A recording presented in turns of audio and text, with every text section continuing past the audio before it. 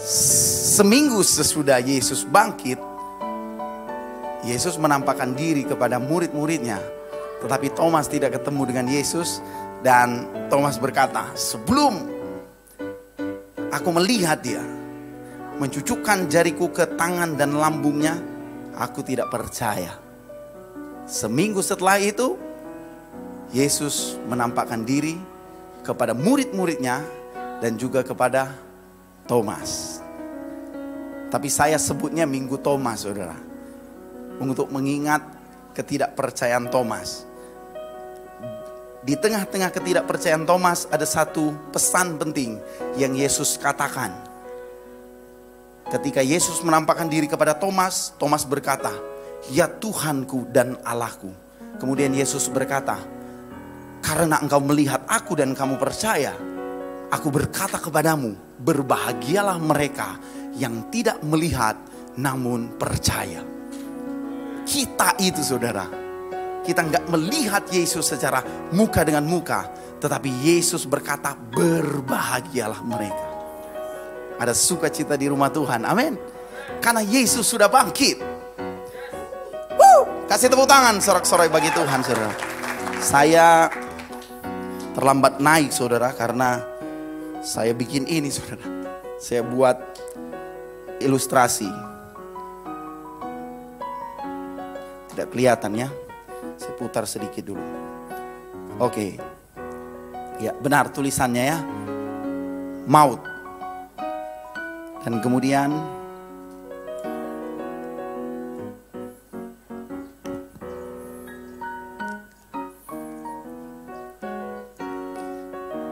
dosa. Baik. Benar ya? Maut dan dosa. Kebangkitan Yesus adalah bukti terbesar bahwa dia itu Tuhan. Yang percaya bilang amin. Itulah sebabnya ada banyak orang yang berusaha untuk mengaburkan kepercayaan kita, kebenaran ini. Bahwa Yesus bangkit dan itu membuktikan bahwa dia adalah Tuhan. Karena banyak orang berkata, aku juru selamat. Kenapa? Saya lahir, saya pernah melakukan mujizat, saya hidup, saya menderita, dan saya berkata saya mengasihi umat manusia, dan kemudian saya mati. Tetapi dari sekian banyak orang yang mengaku juru selamat, hanya Yesus yang benar-benar bangkit. Itu membuktikan dia adalah Tuhan. Yang percaya bilang amin. Nah, saudara, orang berusaha menyangkal kebangkitan Yesus. Para ahli Taurat, tua-tua kemudian menyuruh membungkam para pengawal Romawi waktu itu yang menjaga kubur Yesus dengan memberikan uang sebagai imbalan supaya mereka bisa mengantarkan pesan bahwa Yesus dicuri oleh murid-muridnya. Dan sampai sekarang itu masih dipercaya orang Yahudi sampai sekarang. Dan kemudian saudara, ada banyak cerita-cerita yang kita dengar bahwa Yesus tidak mati. Dia hanya digantikan yang mirip, yang seperti dengan Yesus. Tetapi itu bukan Yesus. Karena dia tidak mati, berarti dia tidak bangkit. Terserah orang mau bilang apa. Terserah kepercayaanmu seperti apa. Tetapi yang saya mau katakan bahwa mereka walaupun tidak percaya, mereka tidak memungkiri kebenaran bahwa Yesus benar-benar bangkit. Yang percaya Yesus bangkit bilang amin, saudara. Kuasa kebangkitan Kristus harusnya membawa sukacita yang besar, membawa kelepasan, membawa kemenangan bagi kita. Yang percaya bilang amin. 1 Korintus pasalnya yang ke-15, ayatnya yang ke-14 dan ayatnya yang ke-15.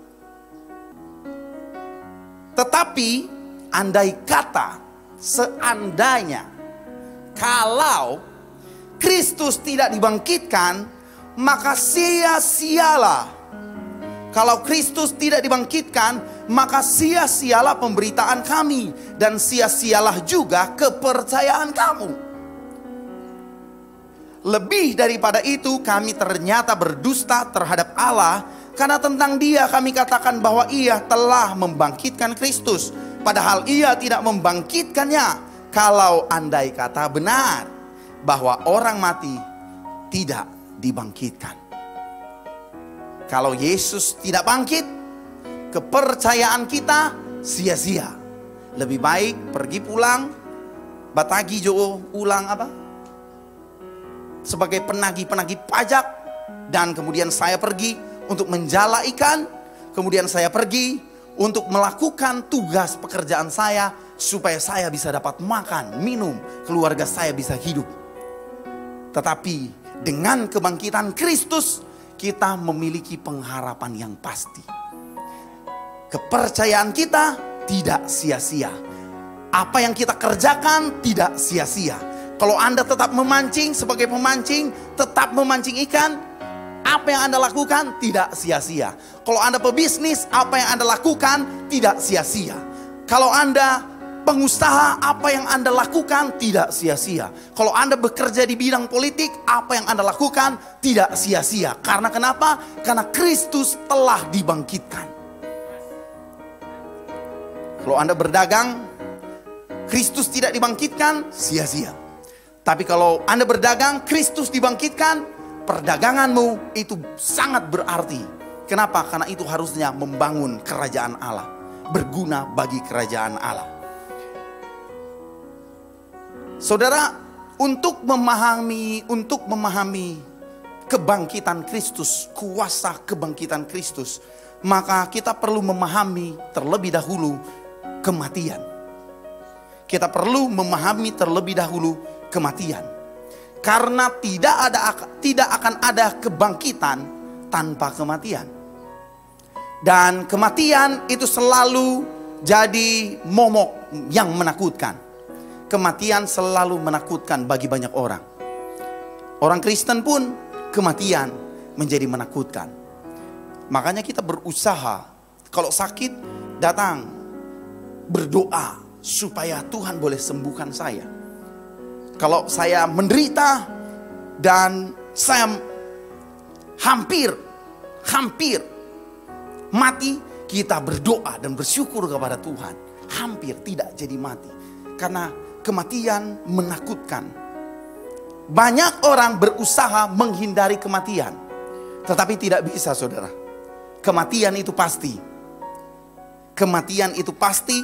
Terserah saudara mau kaya, saudara mau miskin, saudara mau ada kedudukan, saudara mau tidak ada kedudukan, saudara pintar atau saudara tidak pintar, kematian pasti akan mendatangi saudara. Ini hanya masalah waktu. Kita semua pasti mati. Tapi sebenarnya kematian di dalam Alkitab kita harus pahami dengan benar. Manusia yang berdosa mengalami kematian. Upah dosa adalah maut. Ini ya, maut. Dan maut ketika kita ada di dalam dosa itu menyebabkan kita takut terhadap maut. Tapi mari kita lihat, ternyata maut atau kematian itu pertama kali muncul di dalam Alkitab itu keluar dari mulutnya Allah. Dari perkataan Allah sendiri. Dari mana saya tahu? Dari Alkitab, saudara. Kejadian pasal yang kedua ayat yang ke-16 dan 17. Lalu Tuhan Allah memberi perintah kepada manusia. Semua pohon dalam taman ini boleh kau makan buahnya dengan bebas. Tetapi pohon pengetahuan tentang yang baik dan yang jahat itu janganlah kau makan. Janganlah kau makan buahnya. Sebab pada hari engkau memakannya, pastilah engkau mati. Adam belum tahu itu mati. Apa itu mati? Karena dia belum pernah mendengar kata mati. Dan ide atau oknum yang memberitahu kematian, maut, itu pertama kali keluar dari mulutnya Allah. Berarti saudara, ketika Allah menciptakan manusia, sebelum manusia jatuh ke dalam dosa, maut sudah ada. Tetapi saudara tahu, Maut, waktu Allah berkata, waktu kamu memakan buah ini, kamu akan mati.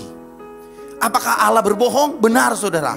Dengan kata lain, maut sudah ada sebelum Adam berbuat dosa.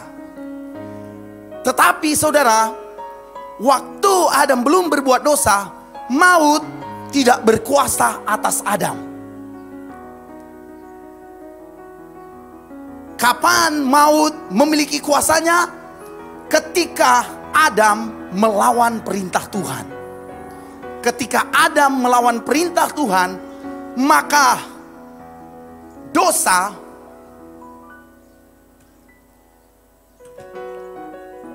memberi kuasa kepada maut.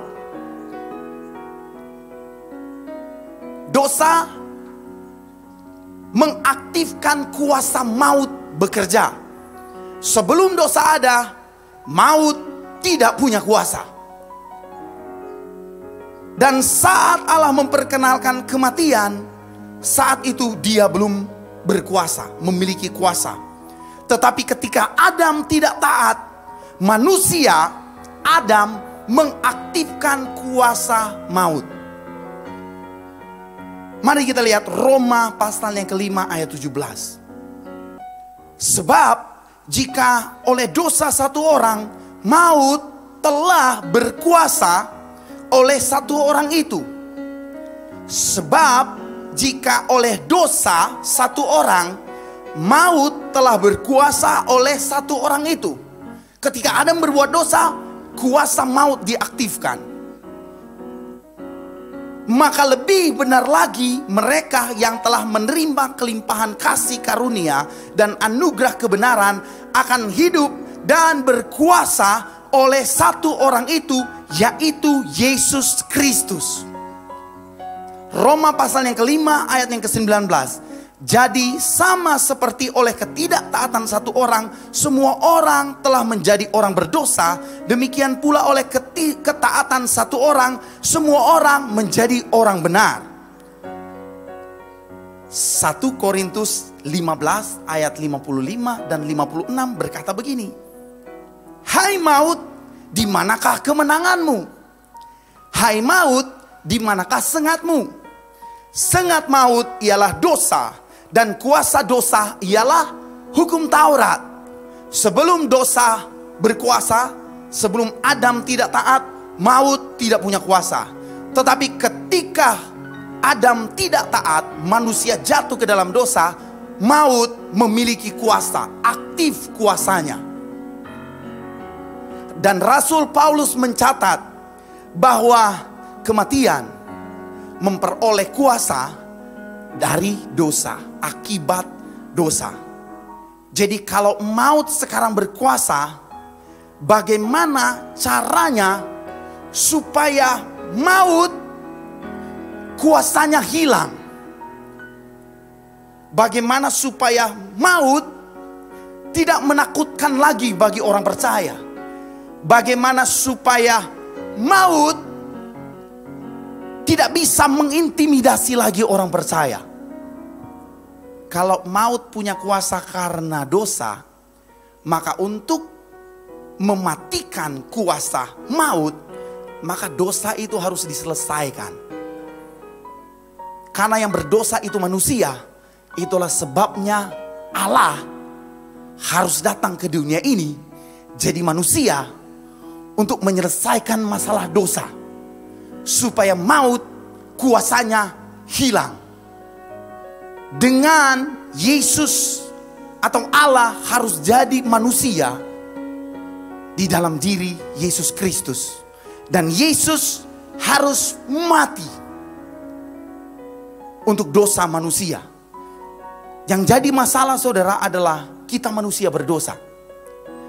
Kalau dosa mengaktifkan kuasa maut, kita manusia tidak bisa menyelesaikan masalah dosa.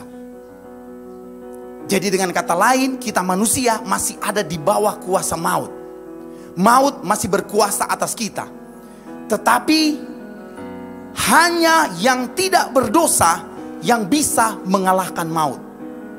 Siapa yang tidak berdosa? Yesus. Hanya Yesus yang bisa menyelesaikan masalah dosa. Ketika Yesus datang, maut tidak lagi berkuasa atas kita. 1 Korintus pasal yang ke-15 ayat 54 mulai, saudara. Dan sesudah yang dapat binasa ini mengenakan yang tidak dapat binasa, dan yang dapat mati ini mengenakan yang tidak dapat mati, maka akan genaplah firman Tuhan yang tertulis, maut telah ditelan dalam kemenangan. Hai maut, di manakah kemenanganmu? Hai maut, di manakah sengatmu? Sengat maut ialah dosa, dan kuasa dosa ialah hukum Taurat. Tetapi syukur kepada Allah yang telah memberikan kepada kita kemenangan oleh Yesus Kristus Tuhan kita.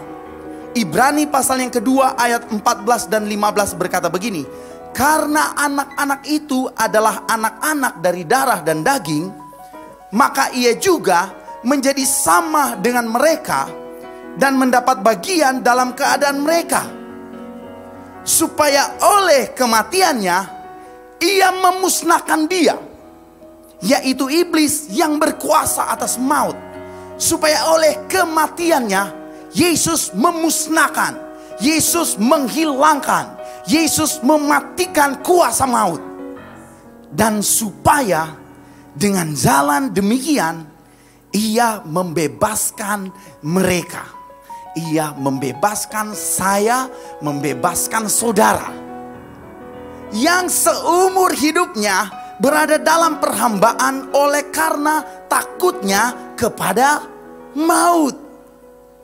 Yesus datang ke dunia ini, mati di atas kayu salib supaya kuasa maut hilang. Karena Yesus satu-satunya yang tidak berdosa, maka kuasa maut tidak berkuasa atas hidupnya, atas dirinya. Dan ketika Yesus mati di atas kayu salib, dosa diselesaikan. Ketika dosa diselesaikan, maka maut tidak memiliki kuasa lagi. Itulah sebabnya kita beroleh kemenangan.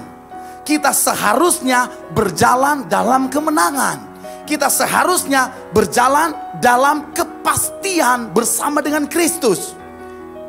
Whatever will be lah. Yesus ada bersama saya. Jangan takut, saudara. Intimidasi itu dari luar, saudara. Tetapi dia tidak punya kuasa lagi. Karena Yesus telah menyelesaikan.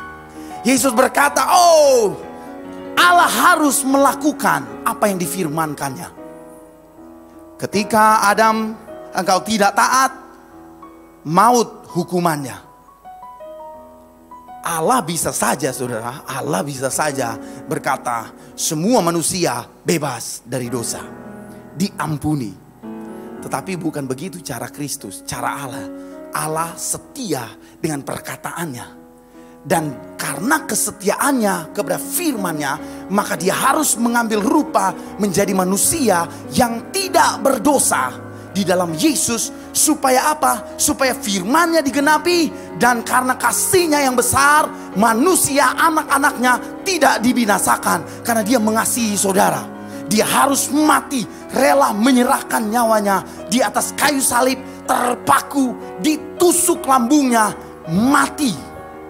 Supaya saudara dan saya tidak beroleh kematian. Supaya maut tidak berkuasa lagi atas kehidupan orang percaya. Dia melakukannya di atas kayu salib. Melalui kematian Yesus, Allah mengalahkan kuasa dosa. Kalau kuasa dosa adalah maut, maka ketika dosa diselesaikan, maut tidak lagi memiliki kuasa. Kalau maut tidak punya kuasa lagi,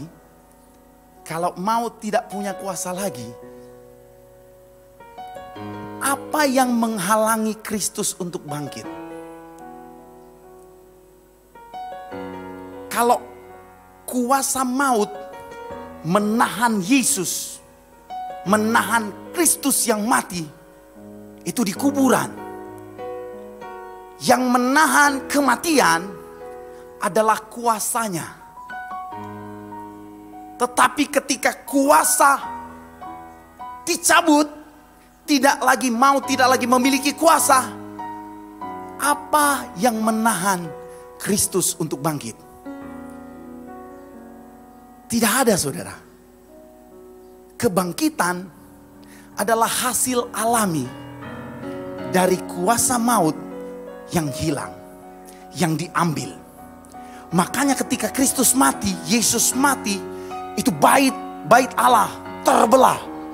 Tabir bait Allah terbelah. Dan kemudian kubur tergoncang, kubur terbuka, kubur terbelah. Dan orang-orang yang mati, orang-orang kudus yang mati. Siapa orang kudus? Musa. Siapa lagi? Yosua. Siapa lagi? Banyak nabi-nabi yang lain. Yeremia, Yehezkiel, Samuel. Semua bangkit. Orang-orang kudus bangkit dari kematian. Kenapa? Karena maut tidak lagi memiliki kuasa. Saudara, ketika maut tidak memiliki kuasa, karena Kristus sudah mati, maka harusnya apa yang menahan kita, orang percaya, untuk bangkit dari kematian? Apa yang menahan saudara? Kuasa apa yang lagi menahan saudara untuk tidak maju terus di dalam Tuhan? Tidak ada, saudara. Kuasanya sudah dihancurkan. Maut tidak berkuasa. Yesus telah mengalahkannya. Dan Yesus bangkit. Yesus menyatakan kemuliaannya. Kenapa Yesus bangkit, saudara? Karena Yesus tidak berdosa. Kuasa maut adalah dosa. Ketika yang tidak berdosa itu mati, maka dia tidak berkuasa untuk membunuh Yesus, mematikan Yesus sampai selama-lamanya. 3 hari kemudian Yesus bangkit dari kematian. Iblis tertipu, saudara. Kenapa iblis tertipu? Dia pikir dengan membunuh Yesus, maka selesailah sudah. Yesus sudah mati, selesailah sudah. Padahal dia lupa bahwa kematian Kristus menghancurkan kuasa maut. Kematian Kristus membawa kemenangan bagi kita. Dan pada hari yang ketiga dia bangkit. Iblis bingung, saudara.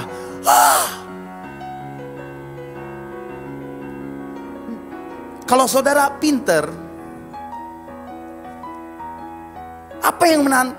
Kalau saya kaya raya, saudara. Saudara ambil 100 juta. Mana 100 juta? Saya kasih ini. Saya masih punya banyak.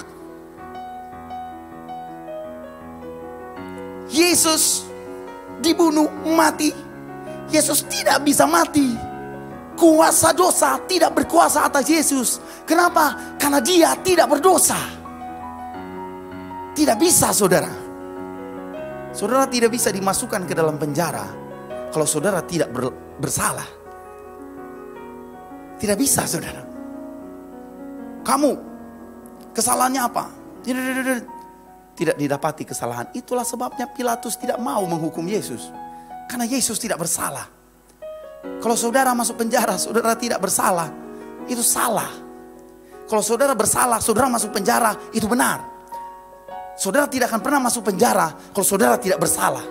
Yesus tidak akan pernah dikuasai oleh maut karena Yesus tidak pernah berbuat dosa. Itu keyakinan kita, saudara. Iman kita kepada Kristus. Itulah sebabnya saudara harus berjalan dalam kemenangan setiap hari. Bahwa kuasa maut telah dikalahkan. Rasul Paulus berkata, "Hei maut, di manakah kemenanganmu? Hei maut, di manakah sengatmu?" Mana ini ular kobra? Mana ular kobra? Mana ular kobra? Gigi jo. Begitu itu. Paulus bilang, mana ular berbisa? Gigi jo. Waktu dia gigi, betul, tidak terjadi apa-apa. Kenapa? Sudah nggak ada bisanya lagi. Harusnya kita begitu, saudara. Tapi bukan cari-cari, ya. Harusnya kita begitu, saudara. Kita berjalan dalam kepastian. Dalam kepastian. Kalau yang lain, moga-moga, semoga Allah menyelamatkan, menempatkan kita di sisi yang terbaik. Di sisinya. Tapi kita tidak moga-moga saudara. Kita pasti satu kali kelak kita akan ketemu muka dengan muka bersama dengan dalam kerajaan sorga. Pasti saudara. Ketika saudara dalam pergumulan, maju terus. Jangan takut. Saya termotivasi membawakan ini. Kenapa saudara? Karena saya tidak mau lihat jemaat MCM pindah agama. Menjual Yesus. Kalau saudara menjual Yesus, saudara sedang tanda tangan kontrak. Selamat datang di neraka. Karena tidak ada keselamatan di dalam siapapun juga. Hanya di dalam Yesus. Yang mengalahkan kuasa maut. Dosa dikalahkan, maut tidak berkuasa. Sulit. Karena kita bukan dari dunia ini. Akan ada pergumulan, akan banyak pergumulan. Karena firman Tuhan bilang, barang siapa mengasihi dunia, ia akan dibenci Allah. Barang siapa mengasihi Allah, ia akan dibenci oleh dunia. Saya tidak bilang, kalau kamu ikut Kristus, hidupmu akan bersuka cita dan hidupmu akan aman-aman saja. Ya, tidak begitu saudara. Firman Tuhan mencatat tidak begitu. Tetapi ketika Anda ada dalam pergumulan, masalah, saudara dihina, saudara disepelekan, saudara dikucilkan, Kristus tetap bersama dengan saudara. Yang Anda butuhkan sebenarnya bukan siapa-siapa, hanya Anda perlu Yesus. Yesus saudara. Banyak pergumulan, Yesus. Jangan pernah meninggalkan iman saudara. Kematian Kristus di atas kayu salib menyelesaikan masalah dosa. Yesus tidak berkuasa atas dosa. Yesus tidak berdosa. Makanya kuasa dosa tidak bisa berkuasa atas Yesus. Kebangkitan Kristus harusnya bagi kita manusia, kebangkitan Kristus harusnya menjadi bukti bahwa dia benar-benar Allah dan dia layak kita percayai. Kematian Kristus harusnya memberikan jaminan kepada kita bahwa Yesus telah membayar lunas, dan kebangkitannya membuktikan bahwa kuasa maut tidak lagi memiliki kuasa atas kita dan tidak bisa mendikte kita. Kita bebas dari kuasa maut karena dosa telah dibayar lunas oleh Yesus. Dan kebangkitan Kristus harusnya mengingatkan kita bahwa masalah dosa yang telah selesai dan kita hidup dalam pengharapan yang pasti. Kebangkitan Kristus membawa sukacita. Harusnya. Tapi kalau saudara belum mengalami sukacita, saudara perlu membaca Alkitab dengan benar. Saudara perlu tahu bahwa maut tidak berkuasa lagi. Saudara perlu tahu bahwa Yesus menyerahkan segalanya untuk saudara. Kalaupun hanya ada satu orang di dunia ini yang mau percaya kepada Kristus, apakah Kristus akan datang dan mati di atas kayu salib, menderita sedemikian rupa? Yesus tetap akan datang. Dia akan dengan senang hati mati di atas kayu salib. Rela memberikan nyawanya, sekalipun hanya satu orang. Dari mana saudara tahu? Saya tahu. Karena Yesus meninggalkan yang 99 untuk mencari satu orang yang sesat. Karena Yesus berkata, aku tidak menghendaki satu orang pun binasa. Tetap kuat saudara. Saya tahu waktu-waktu ini waktu yang sulit. Tetapi kesulitan yang kita alami harusnya tidak menghilangkan sukacita kita. Karena sukacita kita bukan berdasarkan atas keadaan, tetapi berdasarkan perbuatan Yesus di atas kayu salib. Itu yang membawa sukacita besar harusnya. Jangan berdasarkan keadaan.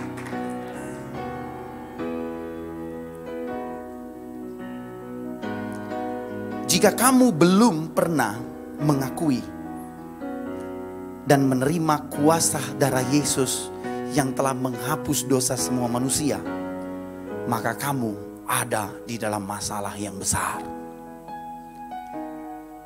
Yesus telah membayar lunas hutang dosa kita, tuntutan maut atas dosa. Yang perlu kita lakukan adalah percaya. Kita percaya bahwa Yesus satu-satunya juru selamatku. Kita percaya bahwa benar darahnya telah melunasi hukuman, tuntutan, kredit yang harusnya kita bayar. Dan karena kematiannya memberikan jaminan bahwa kita pasti dibangkitkan. Karena dia bangkit,